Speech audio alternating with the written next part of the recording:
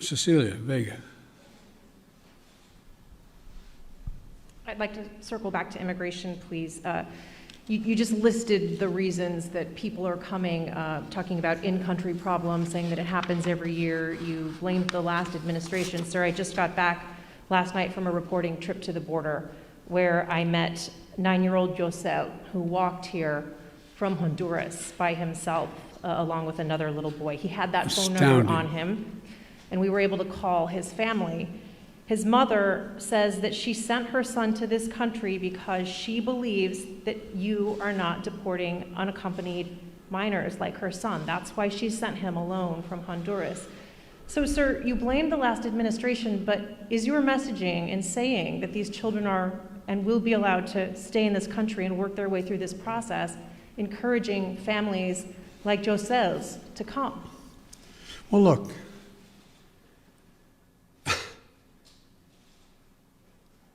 the idea that I'm going to say, which I would never do, that if an unaccompanied child ends up at the border, we're just going to let him starve to death and stay on the other side.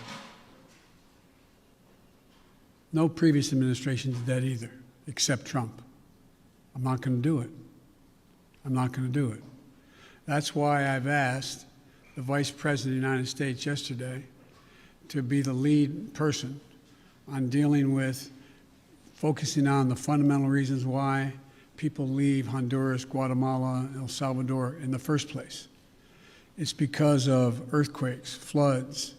It's because of lack of food. It's because of gang violence. It's because of a whole range of things that when I was vice president had the same obligation to deal with unaccompanied children.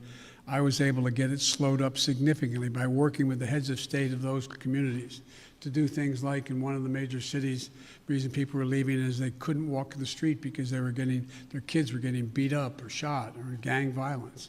Well, what I was able to do is not give money to the head of state because so many are corrupt, but I was able to say, okay, you need lighting in the streets to change things?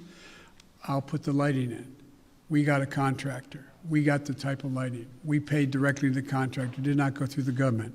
And violent crime significantly was reduced in that city. Fewer people sought to leave. When this hurricane occurred, the 2 hurricanes, instead of us going down and helping in a major way so that people would not have a reason to want to leave in the first place because they didn't have housing or water or sustenance, we did nothing. We're going to do a lot in our administration.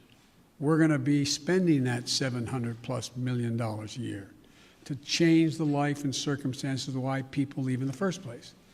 That mother did not sit around on the kitchen table and say, you know, I got a great idea. Way I'm going to make sure my son gets taken care of is I'm going to put how old was he or she? He's 9. I also met a 10-year-old. A 9-year-old. I'm going to send him on a 1,000-mile journey across the desert and up to the United States because I know Joe Biden's a nice guy and he'll take care of him. What a desperate act to have to take. The circumstances must be horrible. So we can do something about that. That's what the vice president's going to be doing. What I did when President Obama asked me to come and deal. I was in Turkey at the time. He said, you got to come home and take care of this. So we put together a plan and it had an impact. And so the question here is how we go ahead and do this, what we do. There's no easy answer. Quick follow, if I may. Do you want to see these unaccompanied minors staying in this country, or should they be deported eventually? Well, the judgment has to be made whether or not, in this young man's case, he has a mom at home. There's an overwhelming reason why he'd be put in a plane and flown back to his mom.